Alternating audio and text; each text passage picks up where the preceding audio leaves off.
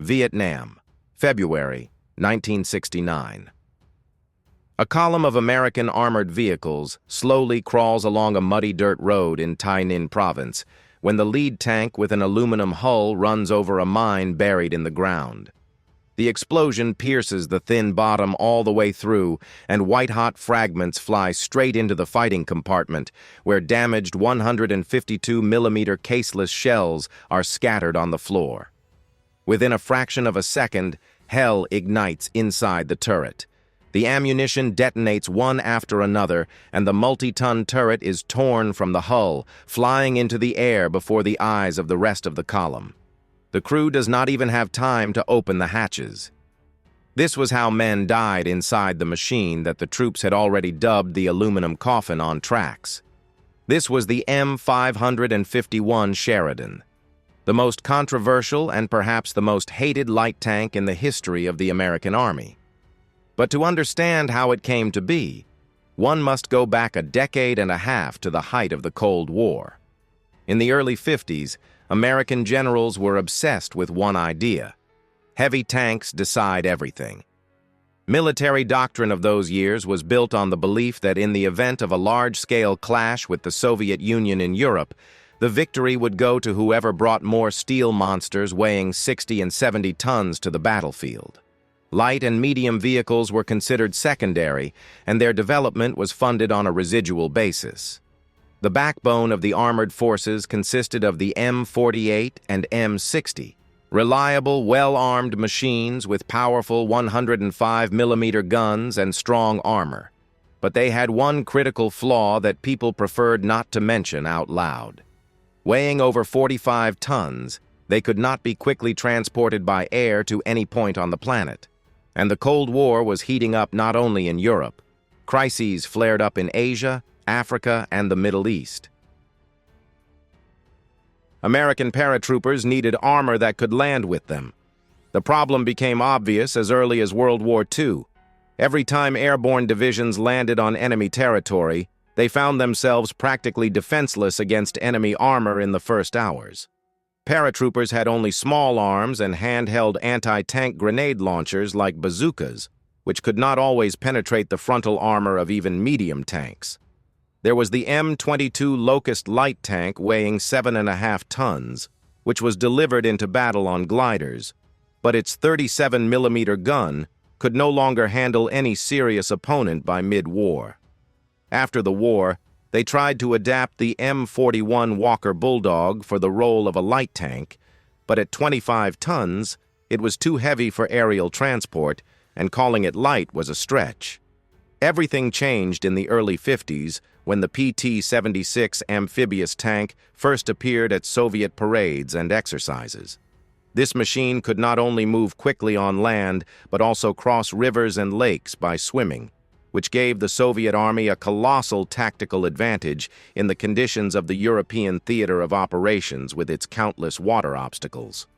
American generals realized they had nothing like it, and that this gap had to be closed as soon as possible.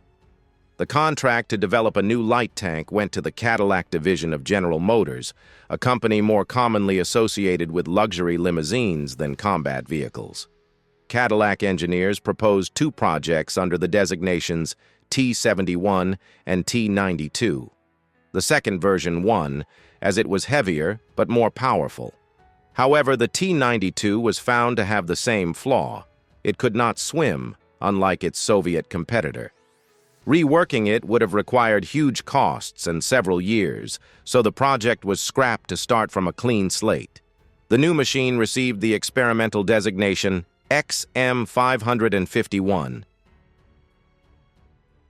This time, the designers set an ambitious goal: to create a light tank capable of swimming, being airdropped, and carrying a weapon comparable in destructive power to the guns of heavy tanks.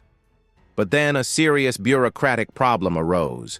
The Army was already spending huge amounts of money on the joint development of the MBT-70 main battle tank with West Germany. The military understood perfectly well that Congress would never approve funding for two tank programs simultaneously, especially since the first was already bursting at the seams due to budget overruns and missed deadlines. And then the Army leadership resorted to a trick more worthy of clever merchants than combat generals. Instead of honestly calling the Sheridan a light tank, they classified it as an armored reconnaissance vehicle for airborne operations. The trick worked perfectly. In the spring of 1965, the project received the green light and a contract for $115 million, which translates to about $1,250 million in today's money. The luxury car manufacturer began assembling combat vehicles at a plant in Cleveland, Ohio. No one suspected then what this venture would turn into and how many lives it would cost. The tank that rolled off the Cadillac assembly line in Cleveland at the end of July 1966 looked like a machine from the future. Low-slung with a flat, wide turret and a predatory silhouette, the Sheridan differed sharply from the angular and massive M60s that formed the basis of American armored forces in those years. But the main difference was hidden not in the appearance, but in the materials. The hull of the vehicle was made not of steel, but of an aluminum alloy, which allowed the mass to be reduced to 15.5 tons, almost 3 times lighter than the main battle tanks of that time. Only the turret remained steel, and even that was protected only by thin sheets capable of withstanding a heavy machine gun hit, but no more. Any medium-caliber shell or any cumulative grenade from a handheld launcher pierced this hull as if it were paper. With a length of about 6 meters, a width of just under 3, and a height of a little over 2 meters, the Sheridan housed 4 people: a commander, a gunner, a loader, and a driver. It was so cramped inside that crews complained of being unable to turn around properly, and the loader's work turned into a real torture, especially in combat conditions. The power plant was a 6-cylinder 2-stroke Detroit diesel turbo diesel with a capacity of about 300 horsepower. For a machine of this mass, this provided an excellent power-to-weight ratio.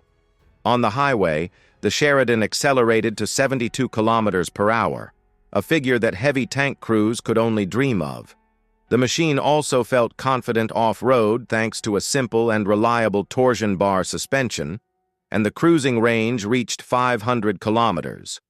But the true pride of the designers and simultaneously the main curse of the crews was the armament. Instead of a conventional rifled gun, a combined M81 weapon system of 152 mm caliber was installed on the Sheridan. The caliber itself sounded impressive. It was larger than that of most heavy tanks of the time. But the engineers went even further. The gun was designed not only for firing conventional shells, but also for launching MGM-51 Shalala guided anti-tank missiles directly through the barrel. On paper, it looked like a revolution.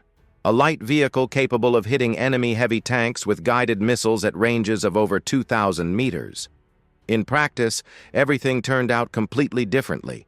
To begin with, the missile's guidance system was useless at distances of less than 800 meters.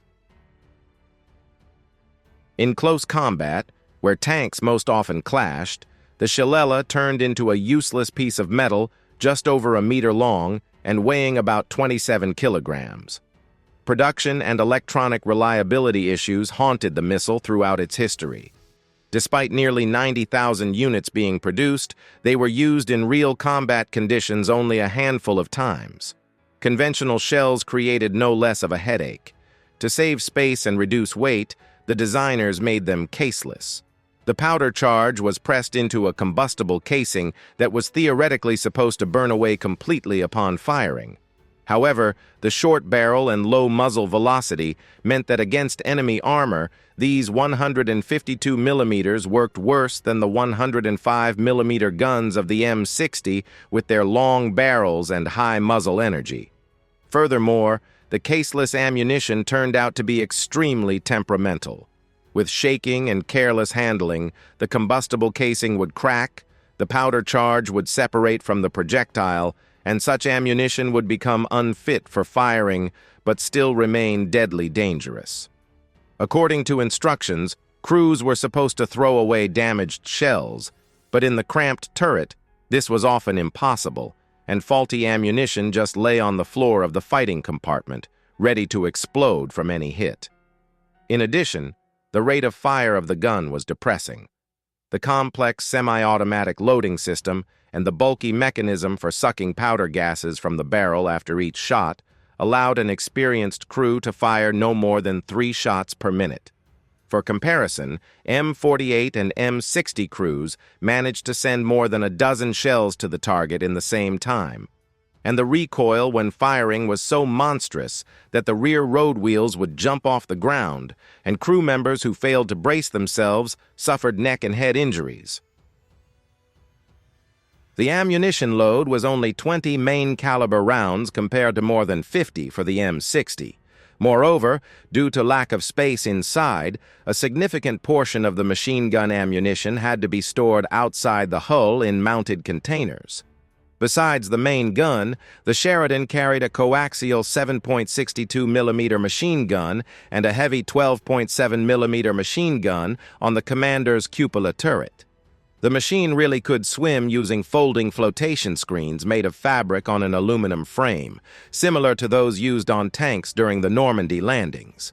But installing these screens was a long and laborious procedure, and they were easily damaged even during normal operation outside of combat. On water, the Sheridan reached about 6 kilometers per hour, and the driver received ridiculous plastic splash guards that protected against absolutely nothing. The commander had to shout movement commands down into the driver's compartment from the turret, yelling over the roar of the diesel and the clatter of the tracks on the water. In the summer of 1967, the first production Sheridans officially entered service with the United States Army. But instead of a triumph, disgrace awaited the newcomer. Ammunition for the main gun was still not ready. Multi-million-dollar combat vehicles created for a powerful gun turned into expensive platforms for machine guns, unable to fulfill their main purpose. The crews who were to fight in these machines expressed alarm even before the first battle. Tankers trained on M48s understood perfectly well that the aluminum hull would not withstand even what the steel armor of their previous machines could handle. But the opinions of rank-and-file soldiers and junior officers interested few people in the Pentagon. Ammunition appeared only by the end of 1968. In January of the following year, General Crichton Abrams ordered the deployment of Sheridans to Vietnam. The machines began replacing M48 Pattons in individual armored cavalry regiments, and the transition was painful. Crews accustomed to relatively reliable and well-protected Pattons moved into cramped aluminum boxes with a temperamental gun and minimal protection. Vietnam became an exam for the Sheridan that it failed from the very first days. The jungles and rice fields of Southeast Asia dictated their own rules of war. There were no open tank battles for which American generals had prepared. Instead, armor crawled along narrow paths and broken roads where a landmine or an ambush with grenade launchers could be waiting around every corner. It was in these conditions that the Sheridan's weak protection turned from a theoretical flaw into a death sentence. The enemy quickly realized that destroying this machine did not require heavy artillery or powerful mines. A standard handheld anti-tank grenade launcher, which the Vietnamese fighters had in abundance, was enough. A cumulative grenade would burn through the aluminum side, fly into the fighting compartment, and ignite those very caseless shells with their unreliable combustible casings. A chain detonation followed, and the light vehicle was blown to pieces. The casualty statistics among Sheridan crews turned out to be significantly higher than those of tankers on M48s and M60s. Command ordered a standard procedure. At any armor penetration, the crew was obliged to immediately leave the vehicle without waiting for the ammunition to detonate. Effectively, the Army officially recognized that after a hit, the tank was doomed, and the only chance to survive was to get out in a matter of seconds. This was not the case with any other armored vehicle in the American Army. In mid-February 1969, one of the Sheridans ran over a large mine planted under a dirt road. The charge blew through the bottom, and the 152 mm shells stored inside detonated instantly. The machine exploded with such force that the crew had no chance to escape. A few months later, a column of 9 Sheridans was crossing a river when 3 vehicles blew up on mines planted at the bottom of the crossing. All 3 were destroyed. But the most terrible single loss occurred in mid-March 1971, when 5 Sheridans were knocked out by grenade launcher fire during a single engagement. 5 machines in one battle. Such losses for a light unit were catastrophic. Along the Vietnamese roads, charred aluminum hulls with sides blackened by soot became a common sight, with turrets torn off by explosions lying nearby. Crews of other vehicles passing by saw what awaited them in the event of a hit, and this did not help morale. Tankers quickly realized that relying on standard protection was pointless and began modifying their machines with their own hands. They welded steel shields onto the heavy machine gun positions to somehow cover the shooters from fragments and bullets.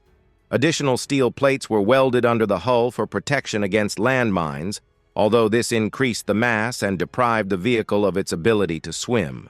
Some crews lined the sides with sandbags, others attached spare track links to the hull in hopes they would disrupt a cumulative jet. All these improvisations were a gesture of despair. Soldiers did what the designers should have done, but did not. Despite all its nightmare flaws, Sheridans did find their niche in Vietnam.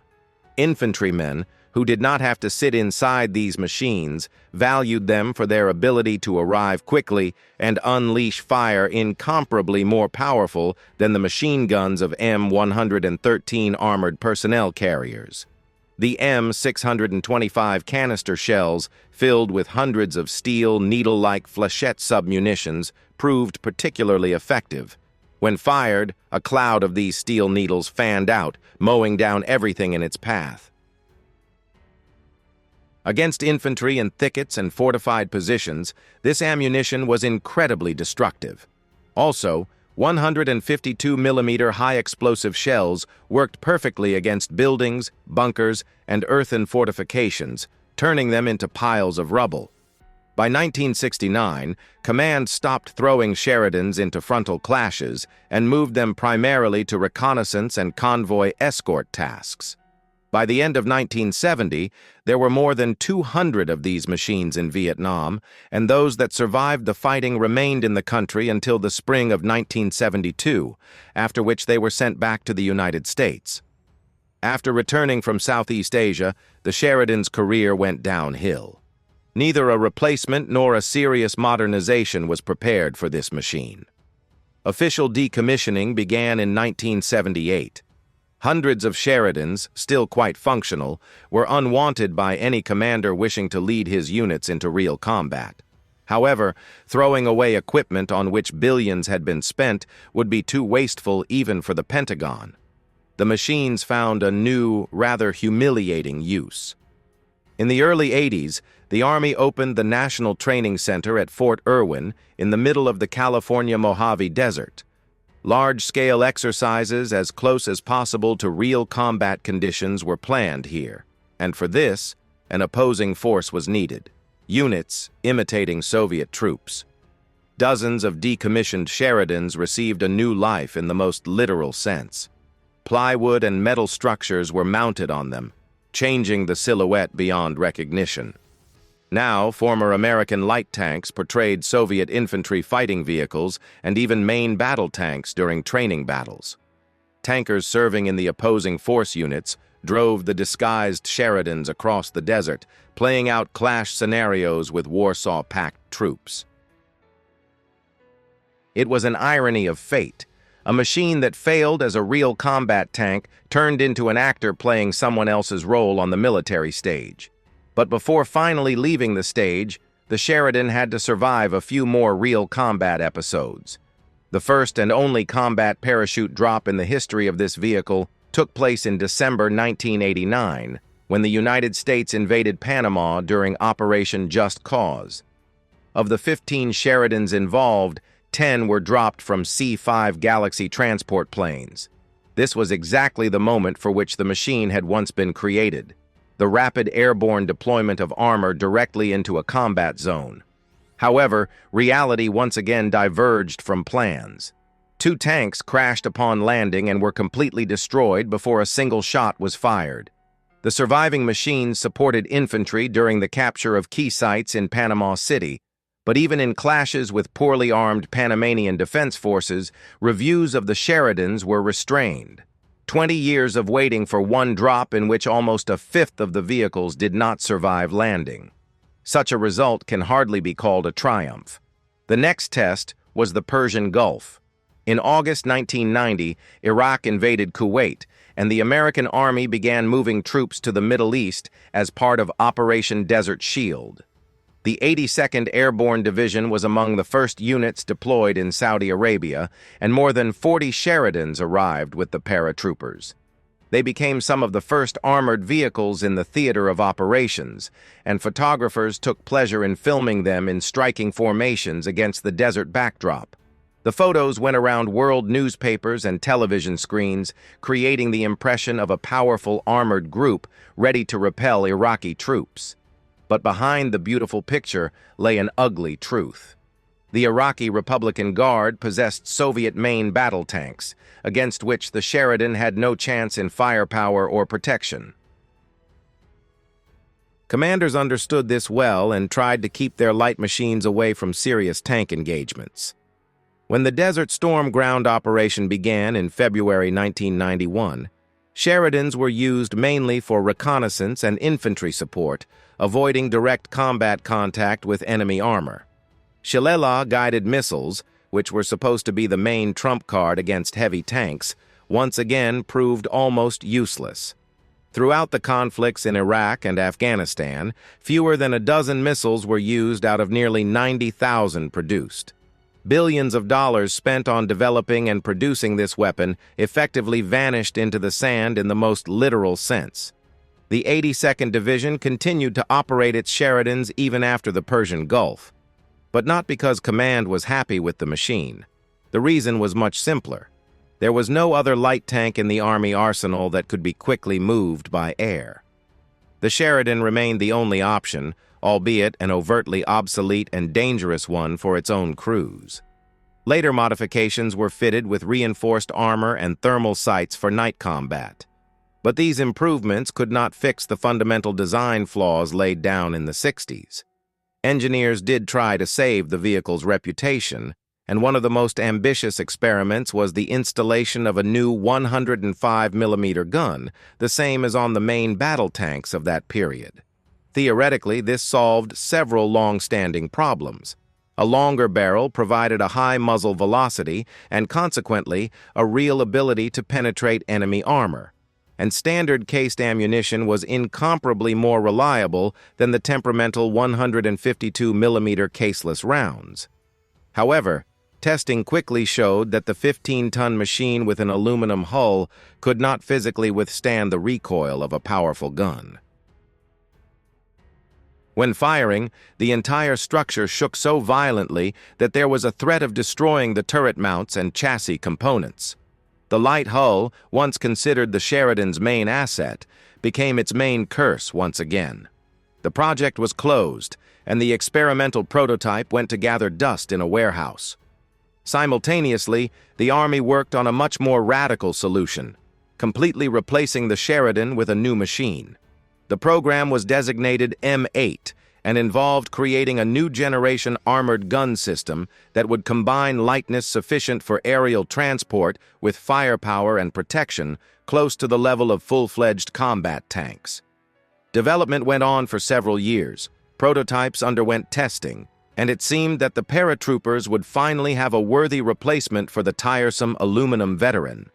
But in 1996, when the project was already at a late stage, Congress cut the funding. The program was closed, millions of dollars spent turned into nothing, and the Sheridan once again remained the only light tank in the arsenal without an alternative and without prospects.